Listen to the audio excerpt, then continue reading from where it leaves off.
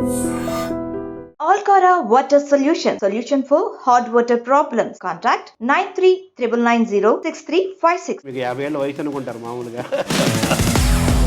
మీకు మళ్ళీ మేకప్ వేసుకోవడం ఇష్టమా, సినిమా తీయడం ఇష్టం? నాకంటే చాలా అందగాళ్ళు ఉన్నారు, నాకంటే పెద్ద నటులు ఉన్నారు.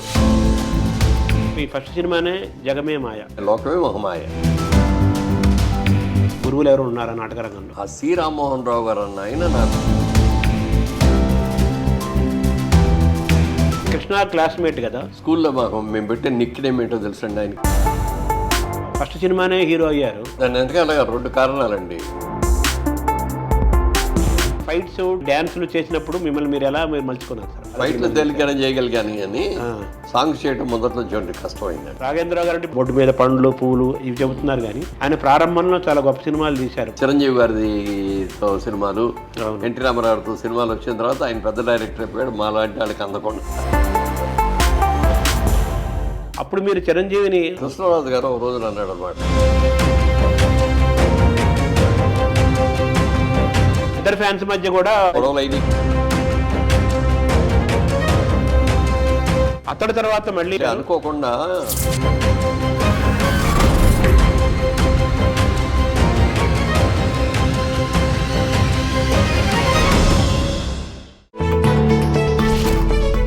నమస్కారం.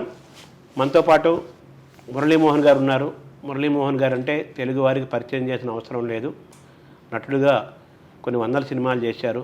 నిర్మాతకు కూడా చాలా సినిమాలు తీశారు. ఆయన ఎన్నో సినిమాలు చేశారు, ఎన్నో సినిమాలు తీశారు. ఇప్పటికీ 84 ఏళ్ళు వయసు నిండుతున్నా కానీ ఆయన నవయవనంలో ఉన్నట్టుగానే కనిపిస్తారు, మానసికంగాను శారీరకంగాను. మననే ఆయన 50 ఏళ్ల సినిమా ప్రస్థానంపై గొప్ప ఉత్సవం జరిగింది. ఇంకా ఉత్సవం సంబరాలు ఇంకా నడుస్తున్నాయని చెప్పాలి.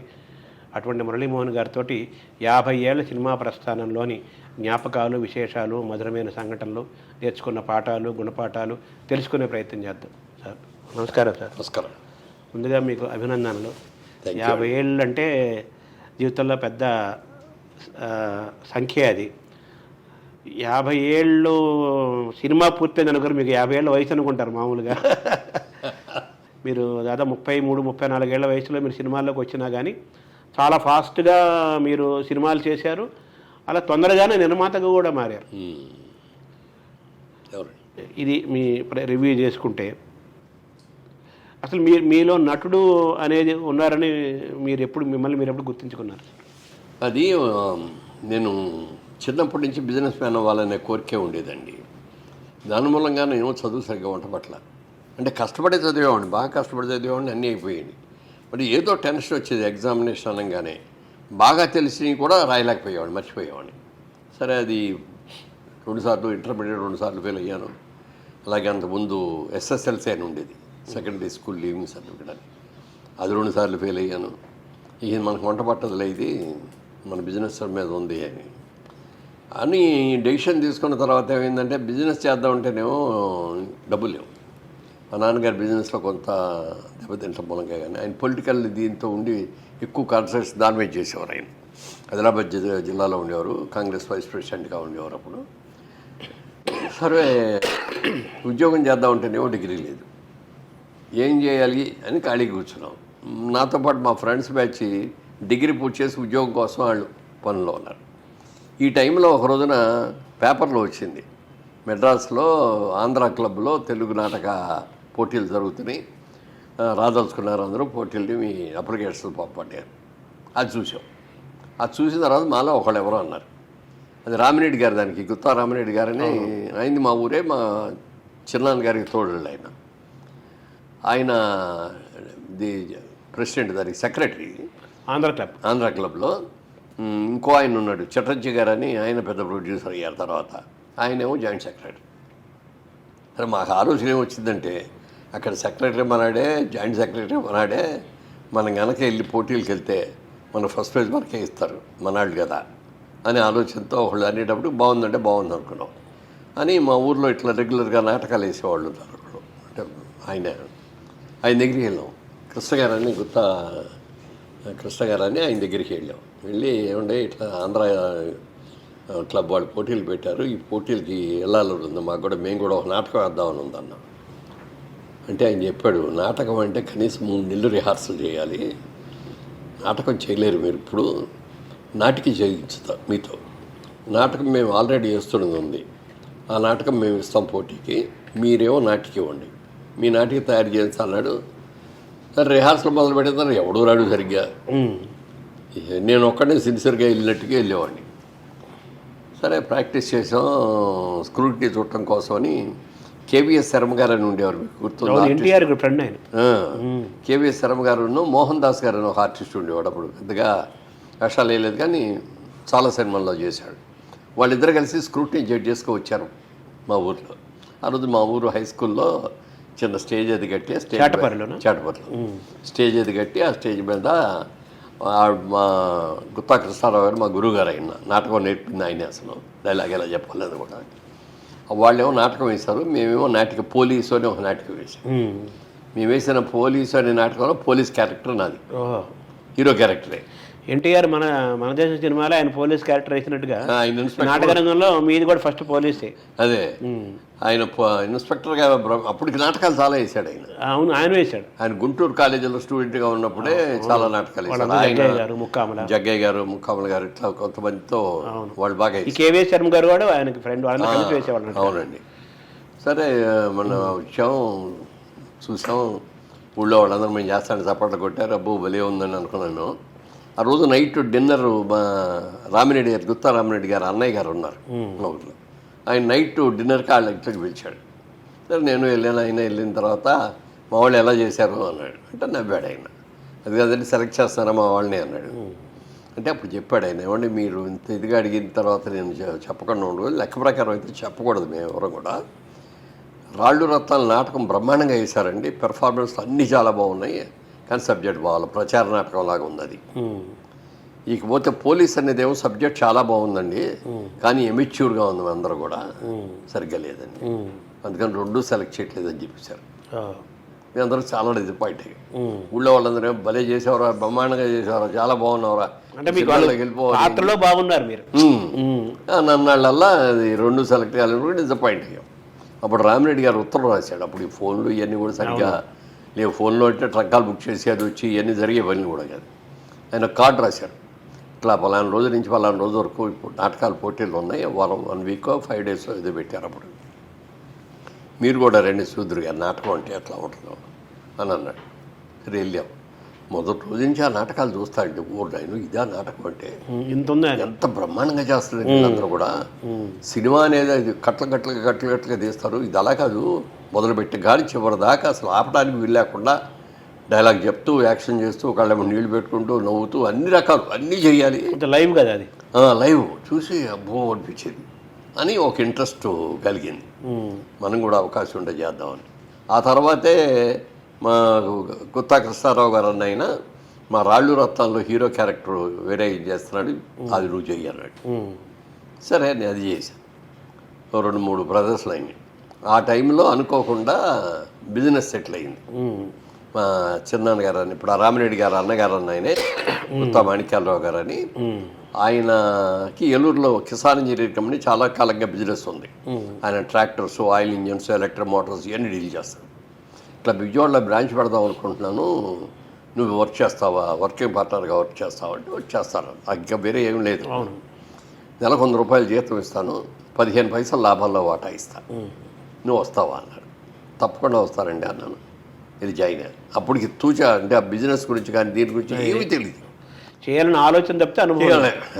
వెళ్ళి ఇక పక్కన ఉన్న ఆఫీసులో ఉన్న మేనేజర్లతో వీళ్ళతో పట్టుకుంటే వాళ్ళు ఎలా చేస్తారు, వీళ్ళు ఎలా చేస్తారు అడగటం, అకౌంట్లు ఎలా రాయాలి, మన మోటార్లు అవి కావాలంటే వాళ్ళకి ఎట్లా లెటర్లు రాయాలి. మా ఇంట్లో మా షాప్లో అప్పటికి టైప్ రిపోర్టర్ కూడా లేదు.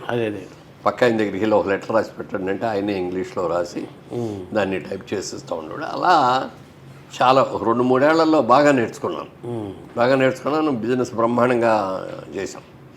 4 years అయిన తర్వాత ఒక రోజున పెద్ద ఆయన మా చిన్నాన్నగారు వచ్చి, ఇట్లా నాకు కుదరట్లేదు దీనికి దానికి, నా షేర్ ఇచ్చేద్దాం అనుకుంటాను, ఎవరో వచ్చి అడిగారు, కానీ నువ్వు వర్కింగ్ పార్ట్నర్గా ఉన్నావు కదా, నీకు ఇవ్వకుండా వాళ్ళకి ఇవ్వటం అనేది భావ్యం కాదు, నువ్వు తీసుకుంటారంటే నీకే ఇచ్చేస్తాను, తీసుకో అన్నారు. ఏమన్నా నా దగ్గర అంత డబ్బు ఉంటే ఆ రోజునే తీసుకునేవాడిని కదా, అదే నా దగ్గర అంత డబ్బు లేదండి, నేను తీసుకోలేను, ఎవరన్నా అడిగితే ఇచ్చేయండి అన్న. ఏదైనా వారం రోజులు టైం ఇస్తాను నీకు, ఈ వారం రోజుల లోపల నువ్వు తీసుకుంటానంటే వెళ్ళండి, నువ్వు తీసుకోలేదంటే వేరే వాళ్ళకి ఇచ్చేస్తాను అని వారం రోజులు టైం ఇచ్చారు. ఇంటికి వచ్చి ఆలోచిస్తూ కూర్చుని ఏమిటిది, ఏం చేయాలని మావిడ పసిగట్టింది. ఏంటి మ్యారేజ్ అయిపోయింది, అప్పుడు మ్యారేజ్ అయిపోయింది, అమ్మాయి పుట్టింది, అబ్బాయి ఇంకా పుట్టలేదు అప్పటికి. అయితే ఏం లేదు అన్న, ఏంటి అసలు ఏం జరిగిందో చెప్పండి. అప్పుడు నేను ఇట్లా చిన్నాన్నగారు ఇట్లా అన్నారు, ఆయన షేరు ఇచ్చేస్తాను తీసుకోమన్నారు. మరి తీసుకోవచ్చు కదా అని, నా దగ్గర డబ్బులు లేకుండా షేర్ అంటే ఎట్లా తీసుకుంటాం, ఆయన షేర్ ఎంత పెట్టారు ఆ డబ్బులు ఇచ్చేయాలి కదా ఆయనకి అట్లా. అంటే మా వాళ్ళు నాకు పొలం ఇచ్చారు కదా 5 ఎకరాలు, అది అమ్మేద్దాం, నేను ఒప్పుకోవాలి. ఆడపిల్లలు ఆస్తి అమ్ముకోకూడదు. రేపు పొద్దున్న బిజినెస్ అన్న తర్వాత లాభం రావచ్చు, నష్టం రావచ్చు. కానీ నష్టం వచ్చి ఆ డబ్బులు అన్నీ పోయినాయి అనుకో, మీ పేరెంట్స్ ఏమనుకుంటారు, మా అమ్మాయికి 5 ఎకరాలు పొలం ఇస్తే ఎంఎస్ బిజినెస్లో పెట్టాడు, అమ్మాయి జీవితం కూడా నాశనం చేశాడు అని అంటారు. వద్దంటే వద్దన్న, కాదండి మీరు రండి నాతో అని చెప్పి ఇంటికి తీసుకెళ్ళి వాళ్ళ పేరెంట్స్తో మాట్లాడగానే అడగగానే ఇది ప్రపోజల్ అని చెప్పగానే, తప్పకుండా నమ్మ తీసుకొని నీకని ఇచ్చిందే కదా, అబ్బాయి బుద్ధిమంతుడు, కష్టపడి చేస్తున్నాడు, ఏ అలవాట్లు లేవు, తీసుకోండి అని చెప్పి వెంటనే 1 వీక్లో అమ్మేసేసి డబ్బులు ఇచ్చారు. ఆ డబ్బులు తీసుకెళ్ళి విజయవాడ ప్రయాణం అలా విజయవాడలో దాన్ని నా 15 పైసలు వాటా ఒరిజినల్గా అనుకున్నదల్లా ఈ షేర్ కూడా కొనేటప్పటికి 50 పైసలు అయింది. అది ఈక్వల్ పార్ట్నర్, ఇంకో ఆయన నేను ఇద్దరు ఈక్వల్ పార్ట్నర్స్. బట్ బిజినెస్ చేయటం, వర్కింగ్ అంతా నేనే చేసేవాడిని. ఆయనకి అంత నాలెడ్జ్ కూడా ఉండేది కాదు, ఆయన కూడా గ్రాడ్యుయేటే కానీ అంత నాలెడ్జ్ ఉండేది కాదు. అయ్యన్న గారని ఆయన ఉండేవాడు. ఇక అప్పుడు బిజినెస్ చాలా బాగా చేసుకుంటూ వచ్చేవాడిని. ఏంటంటే బిగినింగ్లో వచ్చినప్పటి నుంచి అంటే ఆ నాటకం కమిట్ అయ్యి ఉన్నాను వాళ్ళ దగ్గర. ఇంత ప్రాక్టీస్ చేసి ఇది చేశారు, పరిస్థితులకు వెళ్తున్నాము, రాకపోతే ఎట్లా అని చెప్పి అడిగితే హీరో పాత్ర సరే నేను వెళ్ళేవాడిని. దానికి ఎట్లా అంటే రిహార్సల్ చేయాలి, వాళ్ళందరూ ఉండేదేమో ఏలూరులో ఉంటారు, రిహార్సల్ చేయాలంటే నేను ఉండేదేమో విజయవాడ.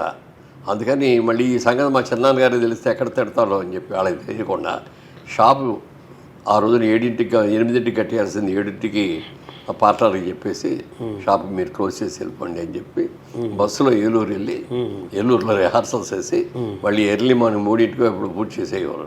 3 దాకా చేసి 3ంటికి బయలుదేరి మళ్ళీ వచ్చేసి మళ్ళీ నెక్స్ట్ డే 9 o'clockకి షాప్కి వెళ్ళిపోయాను. అలా కొన్నాళ్ళు చేశాను. తర్వాత నాటకాల మీద ఒక ఇంట్రెస్ట్ కలగటం, తర్వాత నేను పార్ట్నర్ని అయిపోయిన తర్వాత నేను కూడా నాటకాలు వేయటం ఇవన్నీ జరిగాయి.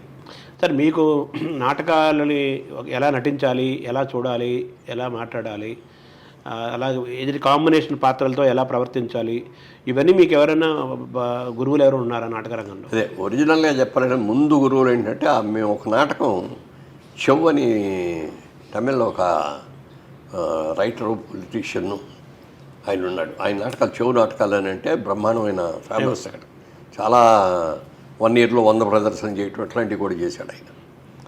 ఆయన రాసిన నాటకాలని మండలికి సత్యాన్ని గారని క్రోమటన్స్ కంపెనీలో పెద్ద సీనియర్ ఇంజనీర్ ఆయనకి నాటకాలు అంటే ఇష్టం.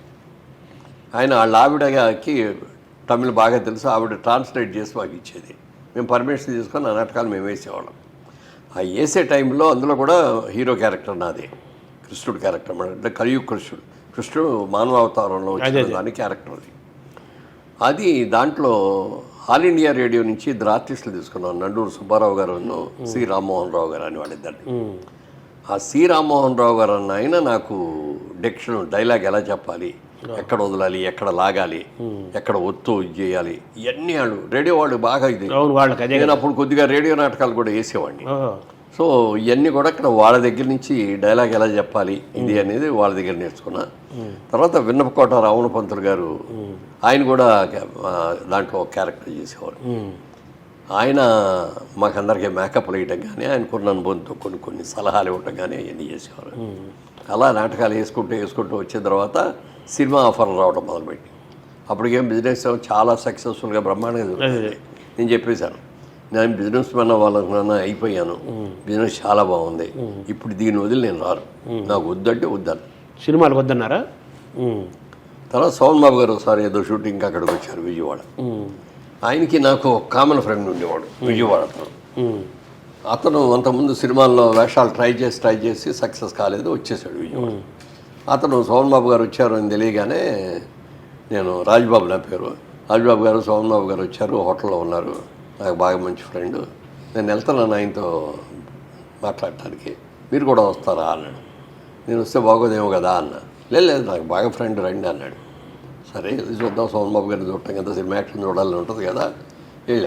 వెళ్ళాం కూర్చున్నాం, మర్యాదగా పిలిచాడు, కూర్చోబెట్టాడు, ఏదో కాఫీలు అవి ఇచ్చాడు. నా ఇంకా చూస్తున్నాడు. ఏంటి సార్ అన్న. ఏం లేదు, మీరు ఏం చేస్తున్నారు ఏంటి అంటే, ఇట్లా బిజినెస్ మ్యాన్ అండి, బిజినెస్ చేస్తానండి. బాగుందండి, సినిమాల్లో పనికి వస్తారండి, వై డి యు ట్రై అన్నాడు. నాకు ఆఫర్స్ వచ్చిన మాట కూడా వాస్తవం అండి. నా ఫ్రెండ్స్ కూడా చాలా మంది ఉన్నారు. క్రాంతి కుమార్ గారు నాకు క్లోజ్ ఫ్రెండ్, క్లాస్మేట్స్ మేము. కృష్ణ గారు, క్రాంతి కుమార్ గారు, తర్వాత విజేంద్ర ప్రసాద్ గారు, రాజమౌళి గారు ఫాదర్, సిఆర్ రెడ్డి కాలేజీలో స్టూడెంట్స్ మేమందరం. వాళ్ళందరూ కూడా పిలిచినా కూడా వెళ్ళలేదండి అని. లేదు మీరు పనికొస్తారు, మీ ఫేస్ సూటబుల్గా ఉంటుంది, వీలైతే ట్రై చేయండి అన్నాడు. ఆ ట్రై అన్నది అనుకోకుండా క్రాంతి కుమార్ గారు వాళ్ళు ఒకసారి తీసుకొని వెళ్ళి బలవంతంగా ఫోటోలు తీయించారు వాళ్ళ ఆఫీస్లో. మేకప్ వేసి ఫోటోలు తీయించారు, మేకప్ టెస్ట్. ఆ ఫోటోలు అనుకోకుండా పోలీసులు గారు చూశారు. ఆయన చూసి వెంటనే నేను ఎక్కడున్నాడు పిలిపించున్నాను అంటే నేను తీసుకెళ్ళారు, వాళ్ళ దగ్గర ఉండి తీసుకెళ్తే ఇట్లా మేము సినిమా హీరో సెలెక్ట్ అయిపోయాడు, మాకు విలన్ దొరకలేదు, విలన్ కోసం చూస్తున్నాము, ఇంతలో మీరు వచ్చారు, మీరు విలన్ కంటే కూడా హీరోగా అయితే బాగుంటుందని అనుకుంటున్నాం. తాత్యాన రామారావు గారు, పూర్ణచంద్రరావు గారు, తర్వాత కెమెరామెన్ వీళ్ళందరూ ఉన్నారన్నమాట. దర్శకుడు దానికి దర్శకుడు ఆయన కాదు, బట్ ఆ కంపెనీలో చాలా సినిమాలు చేశాడు ఆయన, పెద్ద సినిమాలు. దాంతో ఆయన కూడా కూర్చోడు, కన్నప్ప గారు అని కెమెరామెన్. వీళ్ళందరూ కలిసి కూర్చొని ఇట్లాగే టేబుల్ మీద కూర్చున్నారు, ఫోటోలు అన్నీ ఇట్లా పెట్టుకున్నాను. నేను వెళ్ళిన తర్వాత చూసి నాటక అనుభవం ఉందా అన్నారు. ఉందండి అన్న. ఏమేమి నాటకాలు వేసామంటే పలానా మా సినిమాలో హీరో వేషం, మరి మొట్టమొదటి విలన్ కోసం అని చూస్తా అంటే మీరు వచ్చారు కాబట్టి హీరో అయితే బాగుంటుందని అనుకుంటున్నాం, మీరు హీరోగా వేస్తారా అన్న. అవునన్నాను కాదు తెలీదు అన్న. అనగానే వెంటనే బయలుదేరిపోవాలి లొకేషన్కి. కర్ణాటకలో కూర్గు స్టేట్లో, కూర్గు డిస్ట్రిక్ట్లో వెర్కరా అని ఉంది, అక్కడ షూటింగ్, రేపే బయలుదేరి వెళ్ళాలి. సార్ ఇప్పుడంటే నాకు కుదరదు సార్, అది ఇప్పుడు జనవరి ఫిబ్రవరి ఆఖరిలో అనమాట. మార్చి నెలలో మాకు మిగిలిన 11 నెలలు ఎంత బిజినెస్ ఉంటుందో, మార్చి నెలలో ఫైనాన్స్ రన్నింగ్లో మాకు అంత బిజినెస్ ఉంటుందండి. గవర్నమెంట్ దగ్గర నుంచి వచ్చే ఫండ్స్ ఇవన్నీ స్కీమ్స్ ఇవన్నీ వస్తాయి, నేను ఏప్రిల్ నుంచి అయితే రాగలండి అని.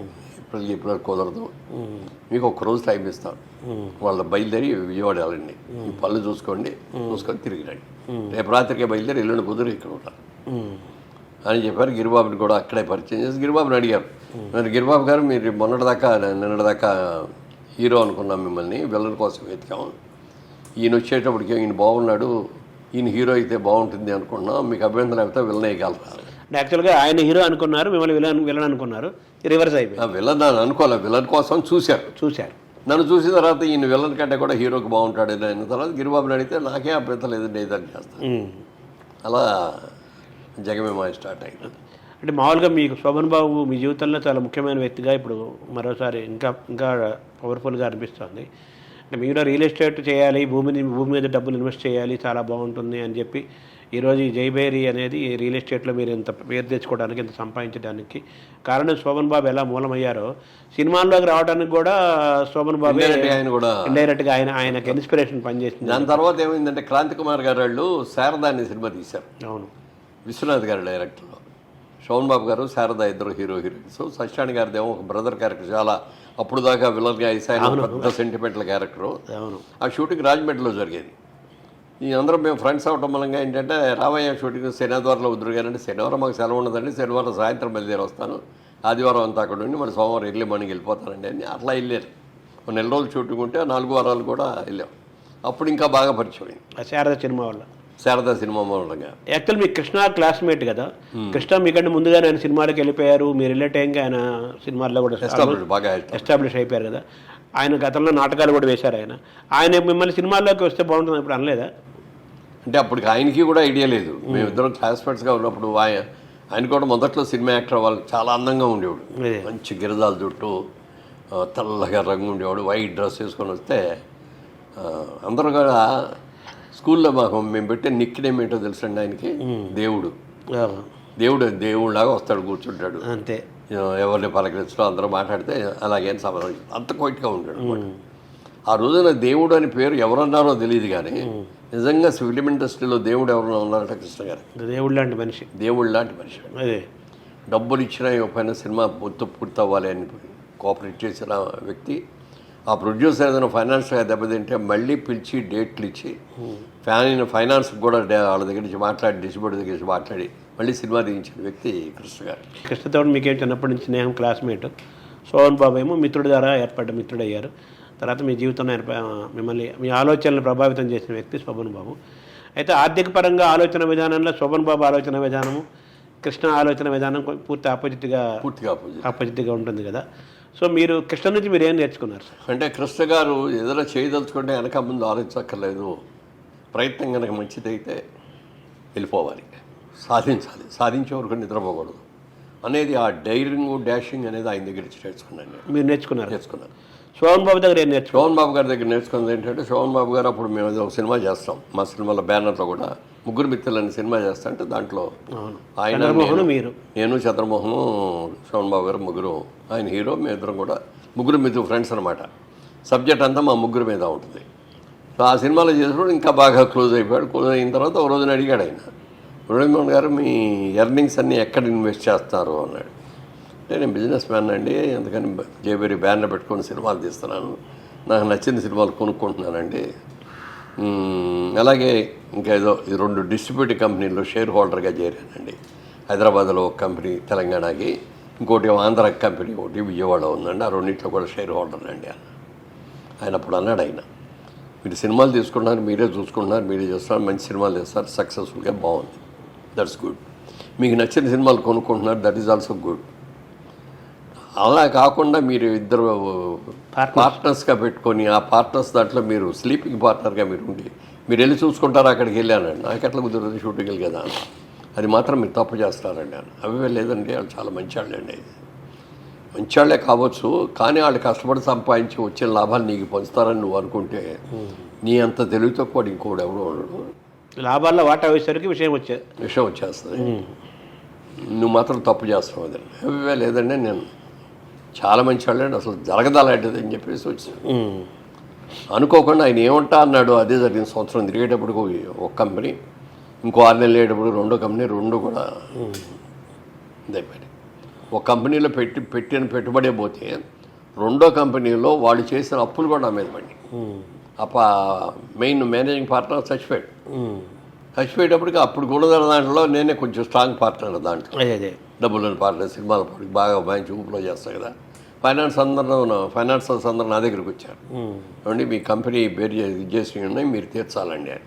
నాకేంటి సంబంధం అయ్యా అన్న. లేదండి మీరు పార్ట్నర్, మీరు కదా ఆ కంపెనీలో మీరు పార్ట్నర్, నన్ను ఎప్పుడన్నా చూసారా, నేను ఎప్పుడన్నా ఆఫీస్కి వచ్చినా, ఎప్పుడన్నా కూర్చున్నానా, నాకేంటి సంబంధం అండి అంటే కూడా కుదరదండి అన్నారు. మా యాక్టర్ దగ్గరికి వెళ్ళి అడిగితే కంపెనీలో పార్ట్నర్గా ఉన్నారు కాబట్టి బాధ్యత మీ మీదే ఉంటుందండి అని.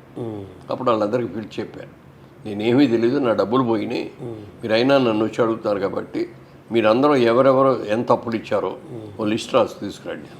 లిస్ట్ తీసుకొచ్చాడు. ₹1 కూడా ఇంట్రెస్ట్ ఇవ్వను, ఒరిజినల్లే ఇస్తాను. అసలు కూడా 50% అయితే ఇవ్వగలను నేను, నాకు తాహత లేదు అంతకంటే. 50% అనేది దానికి మీరు ఒప్పుకుంటే మీ అందరికీ ఇస్తానని.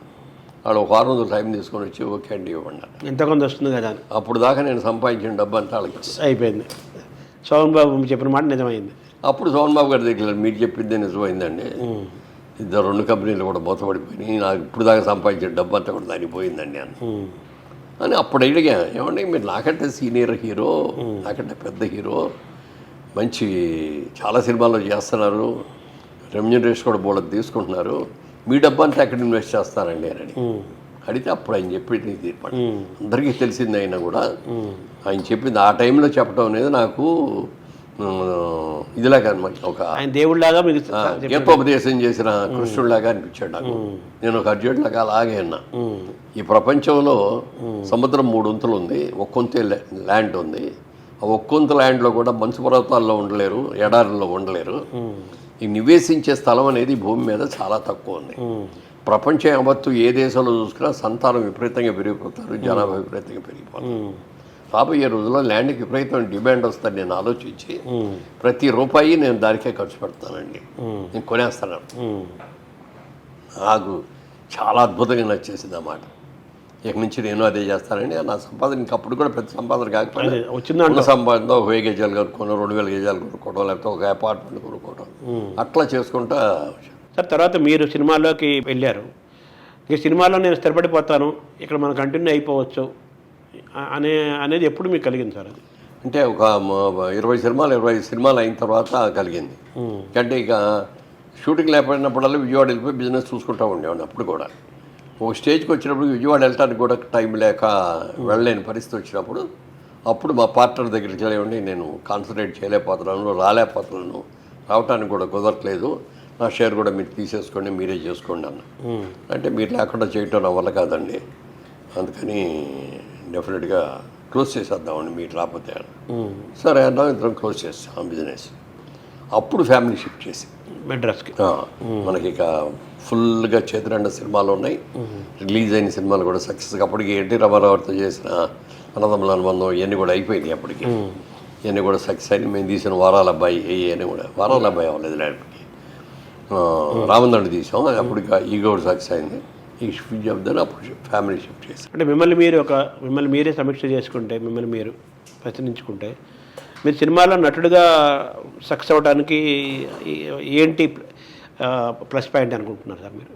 అంటే ఒకటి, నా పర్సనాలిటీ కొంతవరకు సూటబుల్ అవ్వడం. తర్వాత నా ఆలోచన ఏంటంటే ఎప్పుడు ఎవరు ఏ పని చేసినా సరే ఆ పని ఇష్టపడి కష్టపడి చేయాలి. అలా చేస్తే వెంటనే విజయవంతం. ఇవాళ చేసేసి రేపు పొద్దున్నే డబ్బులు రావాలంటే రావు. అది ఒక సంవత్సరం, 2 ఏళ్ళు, 3 ఏళ్ళు చేసిన తర్వాత కానీ మీకు ఇన్కమ్ అనేది రాదు. వెయిట్ చేయాలి, అప్పుడు దాకా వెయిట్ చేయాలి, అప్పుడు దాకా కష్టపడి పని చేస్తూ ఉంటాను అనేది నా మొదటి నుంచి కూడా పాలసీ.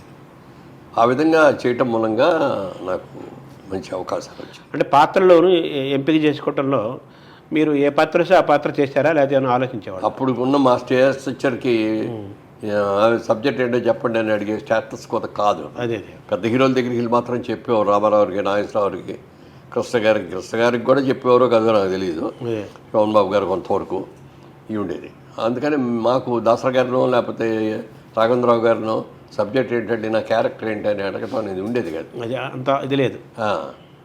షూటింగ్కి వెళ్ళేది ఇదయ్యా నీ క్యారెక్టరు వాళ్ళే టూకీగా చెప్పేవారు. అలాగేనండి.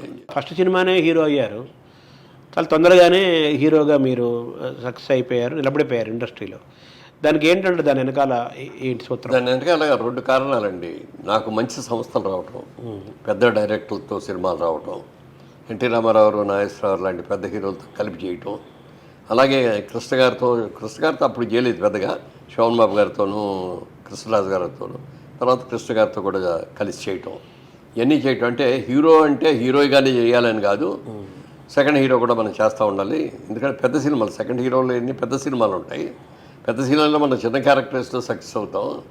చిన్న సినిమాలో మనం పెద్ద హీరోగా చేస్తే అది ఎంత సక్సెస్ అవుతుందో తెలియదు. సక్సెస్ కారణం నేను అనుకున్నది అంటే అప్పుడు 33 సంవత్సరాలు ఎంటర్ అయ్యాను.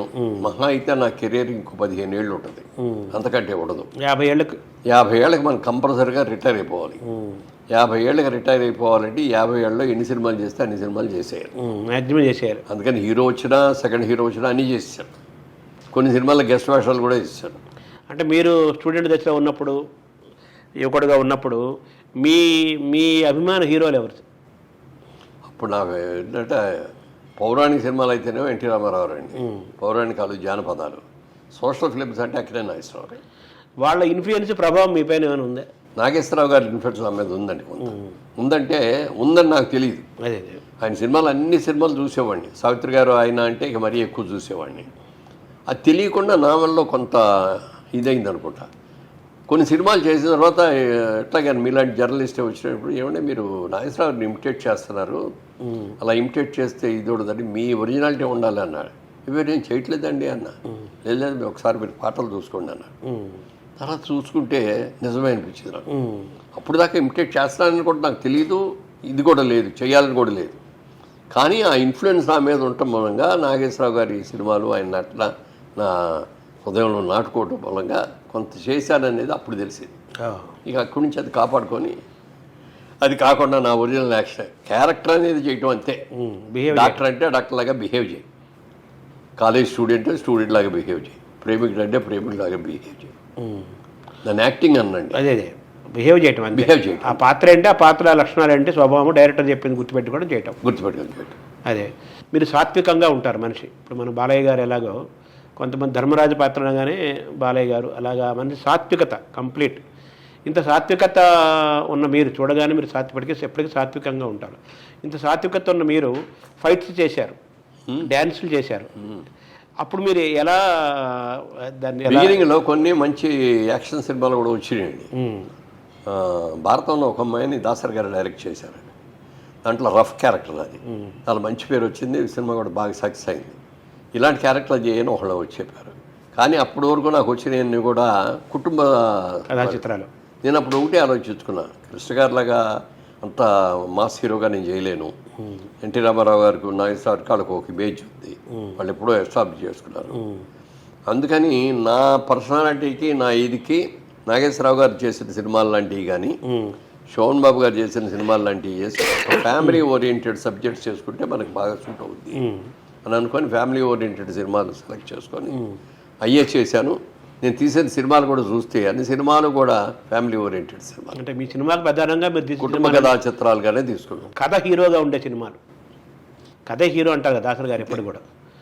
సో మీ ఇప్పుడు ఈ ఫైట్స్ డ్యాన్సులు చేసినప్పుడు మిమ్మల్ని మీరు ఎలా మలుచుకున్నారు సార్? అప్పుడు ఫైట్స్ చేశారు మీరు, చాలా ఫైట్స్ చేశారు. ఫైట్లు తేలికైనా చేయగలిగాను కానీ సాంగ్స్ చేయడం మొదట్లో చూడండి కష్టమైందండి.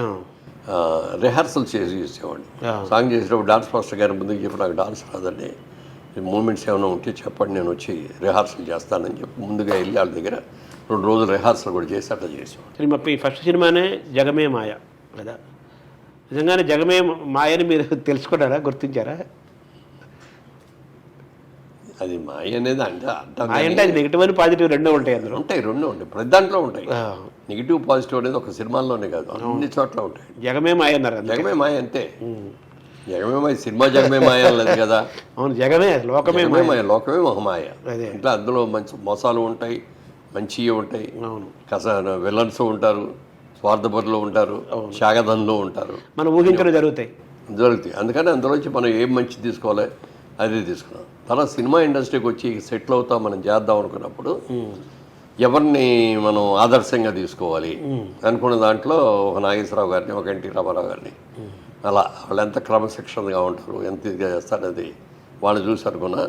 అలాగే కొంతమందిని ఇలా మాత్రం మనం ఉండకూడదు అని కొంతమంది ఆర్టిస్టులు చూసి డూసు డోంట్స్, దానికి వీళ్ళు దీనికి వీళ్ళు, ఇలా ఉండకూడదు ఇలా ఉండాలి, ఎలా ఉండాలో నేర్చుకున్నాను కొంతమంది దగ్గర, ఎలా ఉండకూడదో కూడా కొంతమంది మూలంగా నేర్చుకున్నాను. అదే వాళ్ళ జీవితం చూసి కొన్ని పాఠాలు, కొన్ని గుణపాఠాలు లాంటివి వాళ్ళ దగ్గర మనం. తర్వాత మీకు జగమేమాయలు మీరు చేశారు, తర్వాత తిరుపతి సినిమా మీకు ఎక్కువ గుర్తింపు ఇచ్చింది కదా, అది ఎందుకు అలా అంత గుర్తింపు? అంటే అది కూడా చిన్న వేషం అది, అందులో కూడా అయితే అందులో ఒక ఇన్స్పెక్టర్ వేషం. ఈ రాజ్బాబు గారు, కమెడియన్ రాజ్బాబు గారు హీరో దాంట్లో. సో వెరీ ఇన్నోసెంట్ అనమాట. ఒక విలేజ్లో ఉండే ఒక ఇన్నోసెంట్ పర్సన్ తన చెల్లెలికి పెళ్లి చేయటం కోసం అని డబ్బులన్నీ పుచ్చుకొని మూట కట్టుకొని సిటీకి వస్తాడు. సిటీకి వచ్చి బట్టలు బంగారం అని కొనుక్కోవాలి. ఆ ఇంటికి వచ్చినాడు, ఆ రోజు రాత్రి చీకటి పడిపోవటంగా తిరిగి ఇంటికి వెళ్ళలేక ఎక్కడున్నది ఒక షెల్టర్ కోసం వెళ్తే ఒక అపార్ట్మెంట్స్ కాంప్లెక్స్లో అక్కడ ఉండి పొద్దున్నే వెళ్ళిపోదాం మా ఊరు అని చెప్పి అనుకున్న వ్యక్తి అనుకోకుండా ఆ అపార్ట్మెంట్స్లో ఎలా ఇరుక్కుపోయాడు. ఒకదాంట్లో వెళ్ళిపడతాడు, ఏదో దొంగ వచ్చాడని చెప్పి కొంతమంది ఫీల్ అయ్యి ఇట్లా అని అనుకుంటే తెల్లవారే లోపల ఆ అపార్ట్మెంట్లో అన్ని రూములు అట్లా చూసే అవకాశం వస్తుంది. అందులో దొంగ నోట్లు ముద్రించేవాళ్ళు కనపడ్డారు, వ్యభిచారం చేసేవాళ్ళు కనపడ్డారు, పేకాట్లాడేవారు కనపడ్డారు, అన్ని రకాల వాళ్ళు కనపడ్డారు. వాటన్నిటిలో కష్టాలు ఉన్నప్పుడు నా క్యారెక్టర్ ఒక ఇన్స్పెక్టర్ క్యారెక్టర్. అందులో ఆ ఇన్స్పెక్టర్గా ఇతన్ని చూసి ఇన్నోసెంట్ చూసి ఇతనికి హెల్ప్ చేస్తూ ఉంటాడు. చివరికి అతని చెల్లెలే జయసుధ, ఆ చెల్లెల్ని చేసుకునే క్యారెక్టర్ అనమాట. అంటే హీరోకి సపోర్ట్ చేసే ఒక పోలీస్ ఆఫీసర్ క్యారెక్టర్ అనేప్పటికీ పైగా దాసర్ గారి డైరెక్టరు, మంచి డైరెక్టరు. ఆయన ఒరిజినల్గా నటుడు కూడా కాబట్టి డైలాగ్ ఎలా చెప్పాలో ఎలా చేయాలో కూడా చేసి చూపించేవాళ్ళు, నటించి చూపించేవాళ్ళు. సో అవన్నీ అడ్వాంటేజ్. సో అది మీకు బాగా గుర్తింపు ఇచ్చింది కదా మీ పాత్రకి. సో మీకు సినిమాల్లో వెంటనే అవకాశాలకి రావడానికి ఏ సినిమా మీకు మెట్టుగా నిలిచింది సార్ మొట్టమొదటిలో?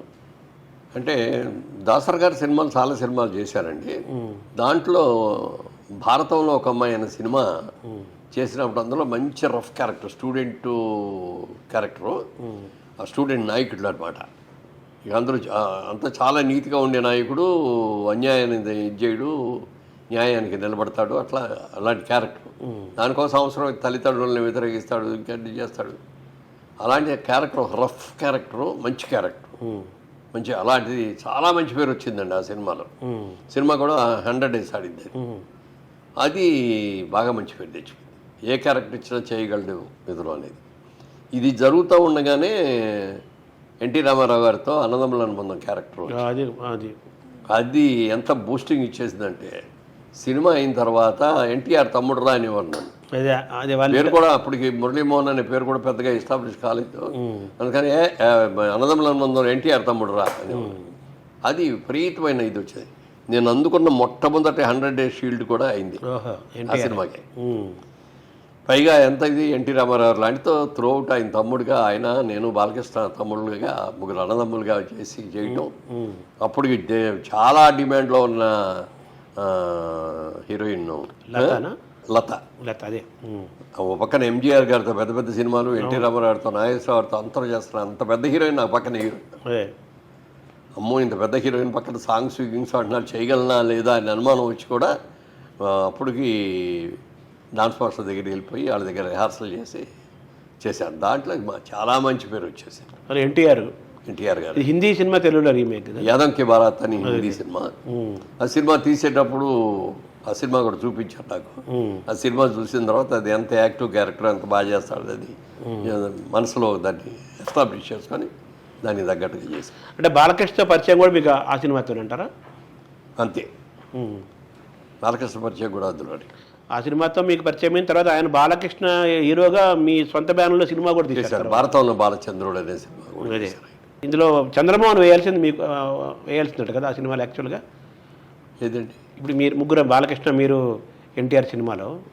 లేదు బాలకృష్ణ నేను మొదటి నుంచి అనుకోండి. బాలకృష్ణ డేట్లు తీసుకున్నాకే కోటరామకృష్ణ డైరెక్టర్ సబ్జెక్ట్ చెప్పాడు. సబ్జెక్ట్ చెప్పి ఇది కాదు సార్ అన్నదమ్ముడు సినిమా, అన్నదమ్ముడు అనుబంధం మొట్టమొదట అనుకున్నారేమో తెలియదు. అతను తమిళ్లో చేశాడు. తమిళ్లో ఎంజీఆర్ గారు జ్యువెల్ రోల్ చేసి తమ్ముడు క్యారెక్టర్ ఆయన చేశాడు. ఇందులో ఏమో అట్లా కాకుండా రామారావు గారు పెద్ద అన్న, నేను 2, బాలకృష్ణ గారు చిన్న అబ్బాయి. అట్లా తర్వాత రాఘవేంద్రరావు గారు, దాసర్ గారు, ఈయన చాలా చాలా పెద్ద పెద్ద దర్శకుల దగ్గర మీరు వర్క్ చేశారు. రాఘవేంద్రరావు గారు అంటే ఇప్పుడు మనం ఎంతసేపటి ఇప్పుడు కమర్షియల్లో మాసు, ఏదో బొడ్డు మీద పండ్లు పువ్వులు ఇవి చెబుతున్నారు, కానీ ఆయన ప్రారంభంలో చాలా గొప్ప సినిమాలు తీశారు. జ్యోతి, ఇటువంటి అన్ని మంచి సినిమాలు ఆయన దగ్గర చేసిన దాంట్లో జ్యోతి, కల్పన, ఆమె కథ, ప్రేమలేఖలు, నిప్పులాంటి నిజం, ఉన్నాయి 2-3 చాలా మంచి వరుసలు వచ్చినాయి.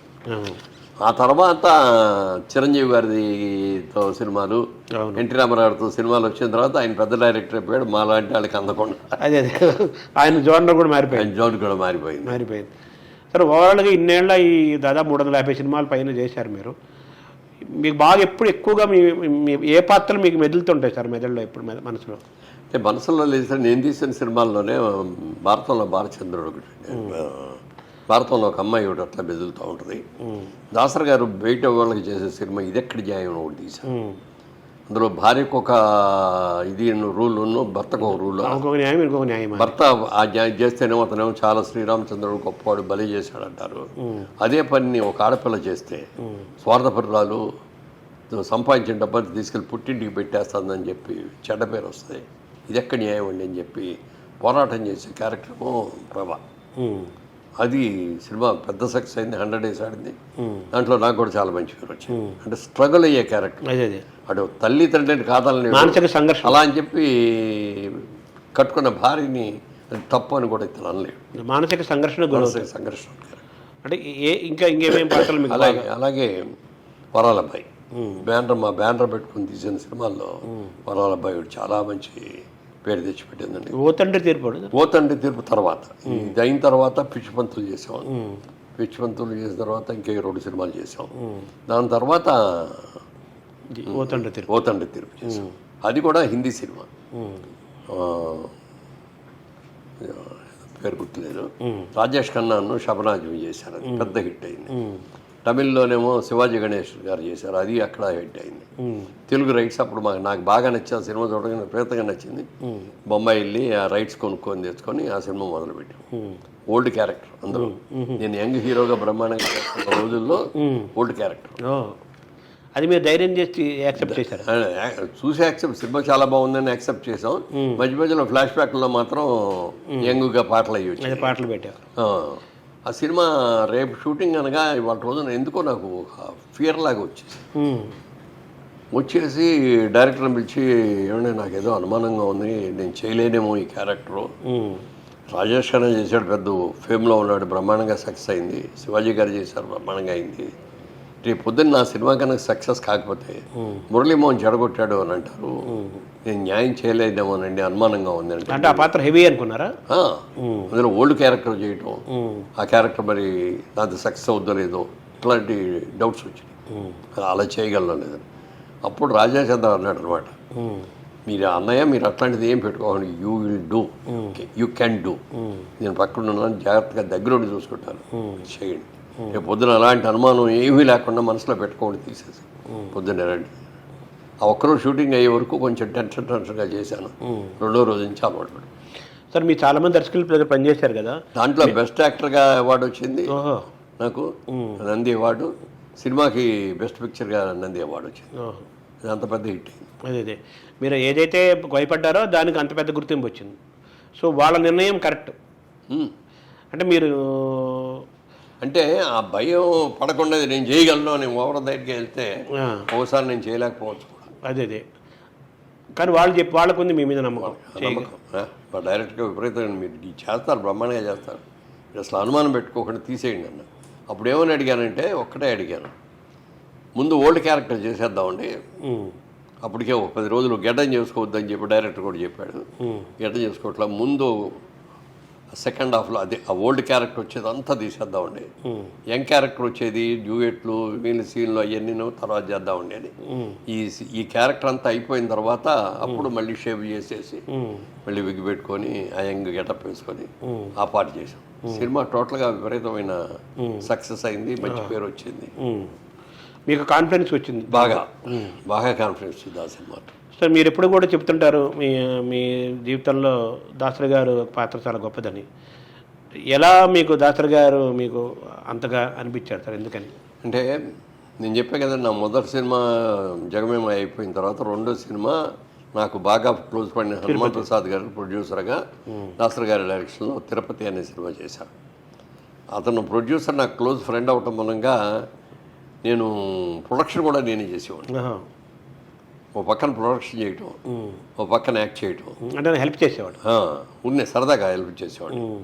నా డైరెక్టర్ గారు మురళి రేపు పొద్దున్న ఇదిగో ఇలాంటి ఇల్లు ఒకటి కావాలి మనకి, అక్కడ చేయాలి షూటింగ్ అనేది. మనకు తెలిసా తెలిపోయినా వెళ్ళేసి అడిగేసేవాడిని. ఇన్వాల్వ్ అయిపోయారు, ఫుల్ ఇన్వాల్వ్ అయిపోయాను. అది కూడా చూశాడు.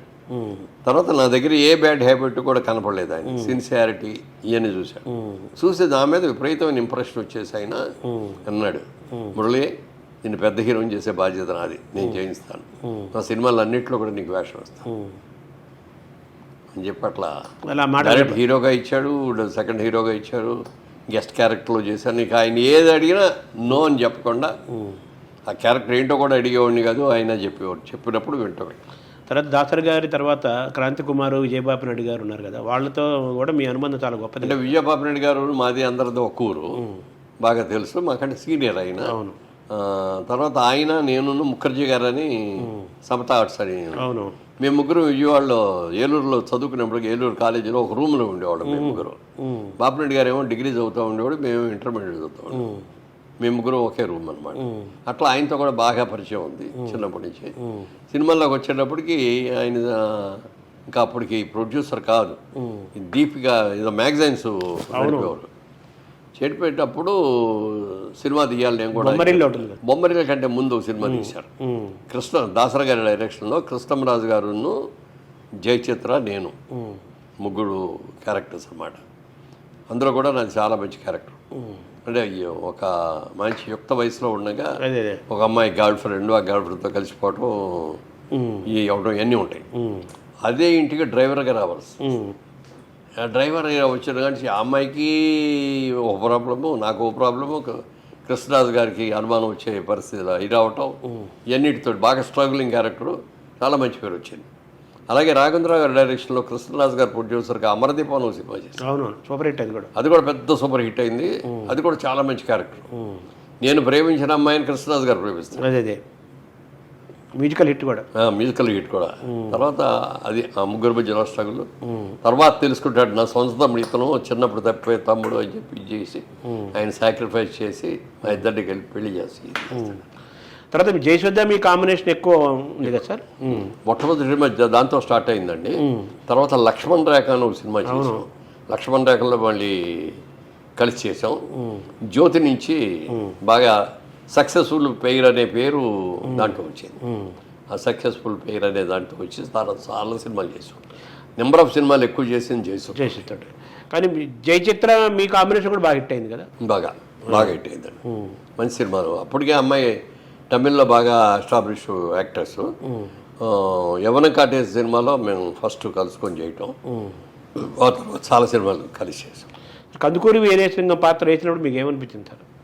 అది అప్పుడు కూడా విజయ్ చంద్ర అడిగాడు, నేను ఇట్లా సినిమా తీస్తాను, దాంట్లో మంచి క్యారెక్టర్ ఉంది, guest character, full length character కాదు, గెస్ట్ క్యారెక్టర్, ఓ మంచి పాట కూడా ఉంది అని అడిగితే తప్పకుండా చేస్తానండి అని వెళ్ళి చేశాను.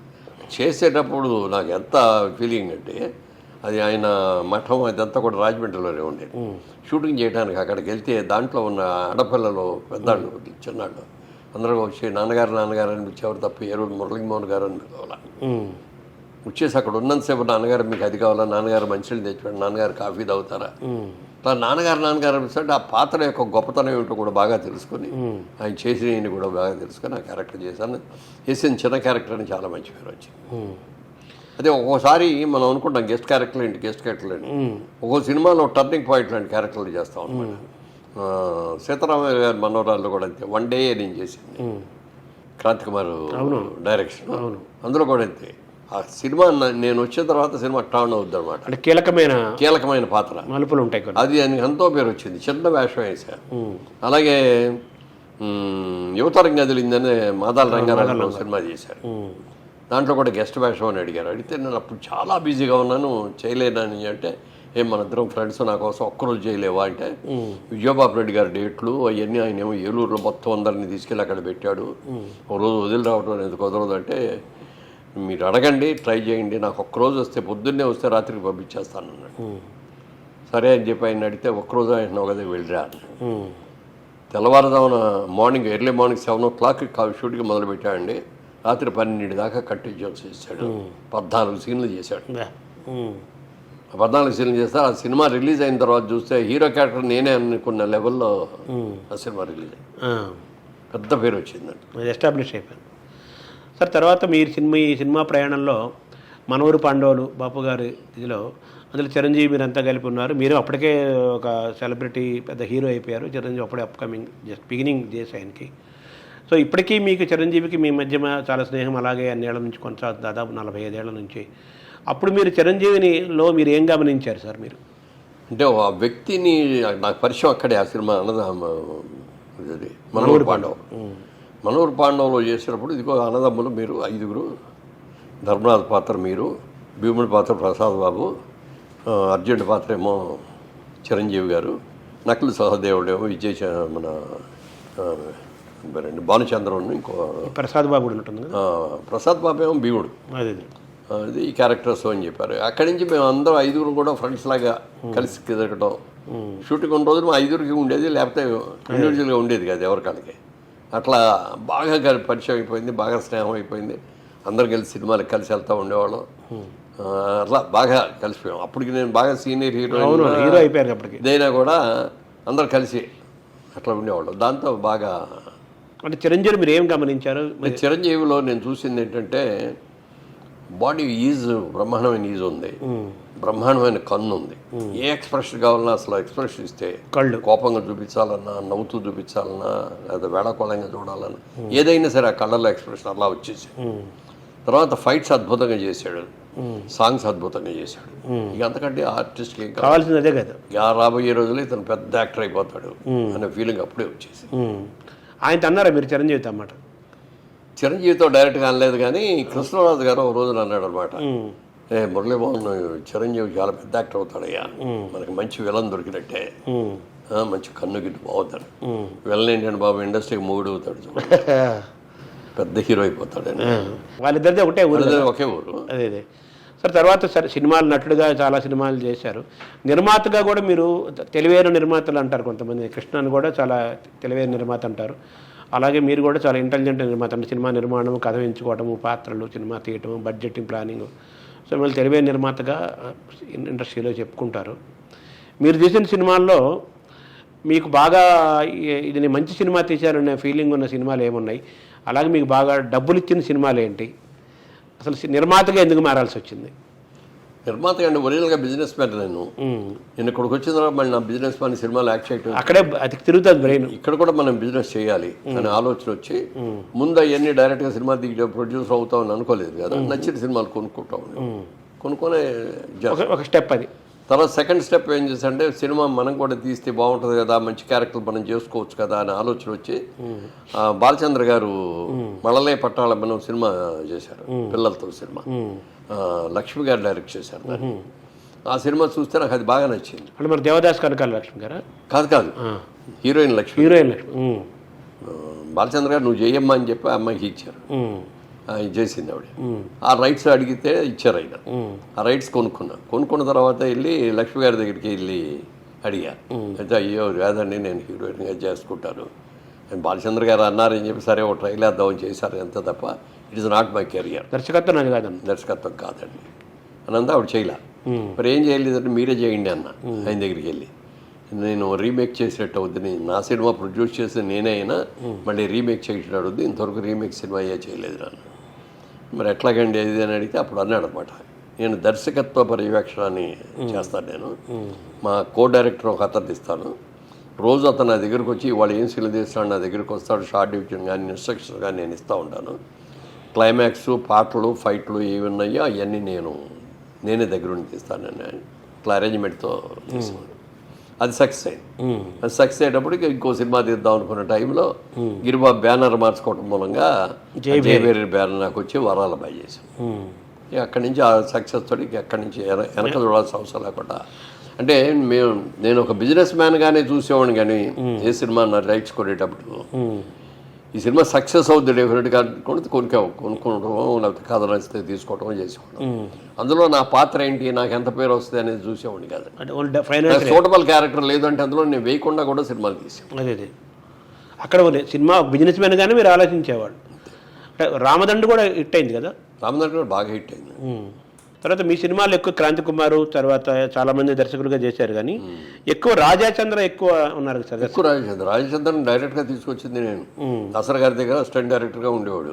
నాకు ఎందుకు అతను చూస్తే ఇతను చాలా బాగా చేస్తాడు, దాసర్ గారికి ఉన్న లక్షణం చాలా లక్షణాలు ఇతనిలో కనపడి, ఆయనలాగా ఇతను కూడా నటించి చూపించగలడు స్టేజ్ యాక్టర్గా. ఇది తర్వాత సీను రాసి ఆయనే డిక్టేట్ చేసేవాడు దాసర్ గారు, మళ్ళీ షూటింగ్ చేసేటప్పుడు మళ్ళీ కొట్టేసేవాడు. ఇదేంటంటే మీరే కదా చెప్పింది, మీడియాలకు మీరే కొట్టేస్తారంటే అది రైటర్గా చెప్పినాయా, ఇది డైరెక్టర్గా. నేను ఏ పాత్ర చెప్పినప్పుడు ఆ పాత్ర డైరెక్టర్ ఫైనల్ అవన్నీ ఇతనికి వచ్చినాయి వంటబట్టి. డైలాగ్ కూడా కావాల్సింది రాసుకునేవాడు చేసి. అప్పుడు విజయబాబు రెడ్డి గారి దగ్గరికి వెళ్ళారు, ఇట్లా రాజాచంద్ర అప్పటికి ఆయన ఎవరం కాటేసింది తీశాడు, రెండో సినిమా చేద్దాం అనుకున్న టైంలో నేను చెప్పేది ఇట్లా దాసర్ గారి దగ్గర అసిస్టెంట్ ఉన్నాడు, ఛాన్స్ ఇస్తే బాగుంటుంది అయ్యాను అని పిలువాలండి. నేను పిలిచి తీసుకెళ్ళాను, పరిచయం చేశాను. బొమ్మరిల్లు సినిమా పెద్ద హిట్ అయిపోయింది, బ్లాక్ అండ్ వైట్ సినిమా. ఆ రోజు 4 లక్షల్లోనూ 5 లక్షల బడ్జెట్ దాన్ని. అది ఎంత పెద్ద హిట్ అయిందో చెప్పడానికి. అది అయిన తర్వాత రెండో సినిమా విజయ ఆయన తీస్తూ ఆ సబ్జెక్ట్ చెప్తే డైరెక్టర్ నాకు నచ్చలేదు. జనరల్గా ఆ స్టేజ్లో ఉన్నాడు ఎవరు నాకు నచ్చలేదు రండి, నీకు నచ్చితే ఎందుకు, నీకు నచ్చకపోతే ఎందుకని, నాకు నచ్చింది ప్రొడ్యూసర్గా నేను తీసుకున్నా చేయాలంటే కూడా నేను చేయను అని వెళ్ళిపోయాడు. అది కూడా నచ్చింది మీకు. దుర్గా నాగేశ్వరరావు గారు డైరెక్టర్గా చేశాడు, అది పెద్ద హిట్ అయింది. తర్వాత అప్పుడు ఇతను వారాల అబ్బాయి నెక్స్ట్ ఇచ్చేది, నేను వారాల అబ్బాయి. వరాల అబ్బాయి దగ్గర నుంచి కంటిన్యూగా మా సినిమాలన్నీ అతనే డైరెక్ట్ చేశాడు. తర్వాత మీ సినిమాలో మ్యూజిక్ డైరెక్టర్ కూడా ఎక్కువ చక్రవర్తి మ్యూజిక్ డైరెక్టర్, అన్ని సినిమాలకే చక్రవర్తి, అన్ని అదే అలాగే డిస్ట్రిబ్యూటర్స్ చూసుకుంటే వెస్ట్ గోదావరి తీసినవన్నీ కూడా బాలకృష్ణ గారు ఉషా పిక్చర్స్ అని 25 సినిమాలు ఆయనే చేశాడు. అలాగే విఎంసి దొరసామరాజు గారు అవును నైజాం అన్నీ కూడా ఆయన చేశాడు. నైజాం కాదు, రాయలసీమ ఇవన్నీ ఆయనే చేశాడు. తర్వాత మీరు నిర్మాతగా మారిన తర్వాత కృష్ణ చాలా పెద్ద హీరో, ఆయన ఇంకా చాలా టాప్ హీరో. అలాగే నాగార్జున కూడా బాగా హీరోగా బాగా టాప్ మంచి సిమ్లో ఉన్న టైంలో దాని ఏమంటారు స్టార్ కాంబినేషన్ సినిమా మీరు తీశారు కదా వారసుడు. అది మీకు మీ ఆలోచనేనా? అది డెఫినెట్గా నా ఆలోచన అండి. కాకపోతే అందులో నాకు క్యారెక్టర్ లేదు. అది మీరు చెప్పారు కదా, నేను క్యారెక్టర్ ఆలోచించాను. ప్రొడ్యూసర్గా ఇది గ్యారెంటీగా సక్సెస్ అవుద్ది. హిందీ సినిమా హిందీలో బాగా ఆడింది. ఇది ఆ కృష్ణ గారి క్యారెక్టర్ నేను వేయొచ్చు, కానీ నాగార్జునకి ఫాదర్గా అక్కడ కృష్ణ వేస్తే ఉన్న కాంబినేషన్ కూడా ఇద్దరు హీరోలు ఫ్యాన్స్ తోటి అట్లాగే ఆలోచించాం. యాజ్ అ బిజినెస్ మ్యాన్గా ఆలోచించి తీసి అదే ఆ ఫార్ములా హిట్ అయింది, సక్సెస్ అయింది. ఇప్పుడు ఆ ఇద్దరు ఫ్యాన్స్ మధ్య కూడా పెద్ద గొడవలు అయినాయి కదా. అది అంటే సక్సెస్ లో భాగమే, మొదటి రోజులు సక్సెస్ లో భాగమే. సక్సెస్ లో భాగంగా కృష్ణ గారిని నువ్వు అంటాడా? అదే అంటే చెప్పా క్యారెక్టర్ అంత తర్వాత క్యారెక్టర్ అనయ్యా, అదే మేము రీల్స్ తగలబెట్టేస్తాం ఇది అన్నారు. సినిమానిగా చూడాలి కదా, సినిమాగానే చూడండి. అదే తర్వాత మలయాళీ దర్శకుడు ప్రియదర్శనికి మీరు మొట్టమొదటి అవకాశం తెలుగులో మీరే ఇచ్చారంటారు. ఆయన ఎలా ఐడెంటిఫై చేశారు? ఆ సినిమా అది కూడా నేనండి, మేము తమిళ సినిమాలు మలయాళం సినిమాలు ఏ ఉంటాయో అన్ని చూస్తూ ఉండేవాళ్ళు మెడ్రాస్లో ఉండగా. ఈ సినిమా చూసా, ప్రియదర్శన్ గారు తీసింది, నాకు బాగా నచ్చింది. అది నచ్చితే సినిమా వెంటనే రైట్స్ కొనాలి. తెల్లారిపాటి బోర్డు కాంపిటీషన్లో ఉంది, బ్రదర్ కిషోర్ గారు లేరు, ఫోన్లో చెప్పా నీకు అంతగా నచ్చితే తీసేసుకున్నాయా అన్నాడు. అందుకని ఆ రోజు రాత్రి అడ్వాన్స్ ఇచ్చేసి కొనేసాం. అది నేను కొనడానికి 3 కారణాలు ఏంటంటే కామెడీ బ్రహ్మాండమైన కామెడీ ఉంది, సబ్జెక్ట్ బాగుంది. తర్వాత హీరోని మనం నాగార్జున అని అనుకున్నాం, నాగార్జున హీరోగా ఉంటుంది. అందులో ఒరిజినల్ సినిమాలో వేసిందంటే నాగార్జున అమ్మాయి కలిపి అమల కాదు అప్పటికి ఇంకో అమ్మాయి. ఈ సినిమాకి అమలే కదా, ఒరిజినల్గా ఉన్న అమ్మాయి వేరు. ఆ అమ్మాయిని పెట్టుకుంటే కొత్తగా పైకి వస్తాడు అమ్మాయి. అమ్మాయికి మనకి ఈజీగా పెద్ద రెమ్యూనరేషన్లాగా దొరుకుద్ది. డైరెక్టర్ ఆ సినిమా తీశాడు, అదే సినిమా మళ్ళీ అతనంటే ఈజీగా తీసేస్తాడు. ఆ మెయిన్ సెట్ ఒకటి ఉంది, ఆ సెట్ వాహిని స్టూడియోలో ఉంది, అది ఈజీగా దొరుకుద్ది. మనం చాలా ఈజీగా తక్కువ బడ్జెట్లో మంచి సినిమా తీయొచ్చు అని దిగాం. కాకపోతే వాళ్ళందరూ దిగిన తర్వాత అబ్బాయి ఆ హీరోయిన్ అమ్మాయి వద్దండి అని అమలను పెట్టారు. తర్వాత హైదరాబాద్లో తీద్దామండి ఈ సినిమా, ఆ సెట్ పోయింది, సెట్ లేదు. మళ్ళీ ఇక్కడ పెద్ద సెట్ వేయాల్సి వచ్చింది, బడ్జెట్ మారిపోయింది. సక్సెస్ అయింది, కమర్షియల్ కూడా సక్సెస్ కదా.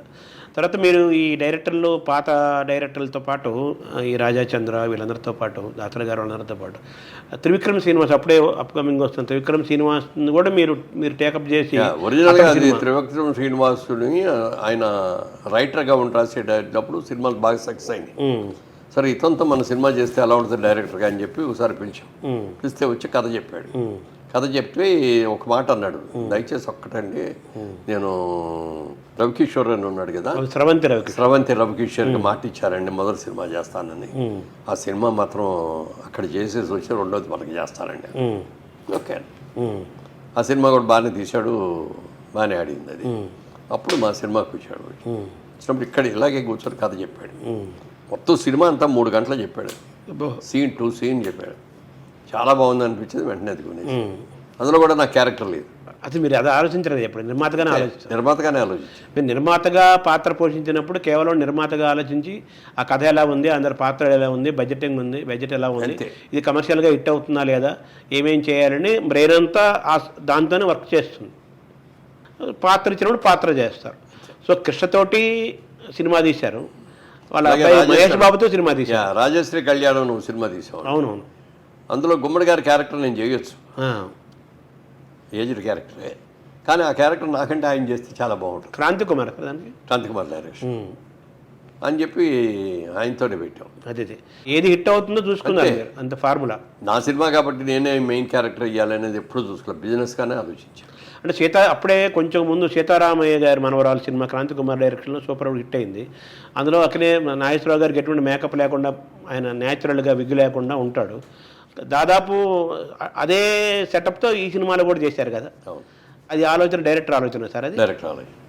శాంతకుమార్ గారు సీతారామయ్య గారు మరమరాలు తీసినప్పుడు నాగేశ్వరరావు గారి దగ్గరికి వెళ్ళి ఏమండి నాకు డిఫరెంట్ క్యారెక్టర్ చూపిద్దాం అనుకుంది మీ మీద విగ్ వద్దండి, మేకప్ వద్దండి, మీరు మామూలుగా ఉన్న మీ మేనరిజాలు ఏమి వద్దండి అని చెప్పి ఆయన ఒప్పించి చేశాడు. ముందు రెండు రోజులు ఒప్పుకోవాలి, ఆయన విగ్ లేకుండా నేను చేయను అన్నారు.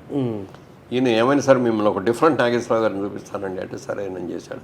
పెద్ద హిట్ అయింది, సూపర్ హిట్ అయింది. తర్వాత మాకే అది కూడా రాజేశ్వరి కళ్యాణం కూడా వాణిశ్రీ గారు నాగేశ్వరరావు గారు ఒక పేరు,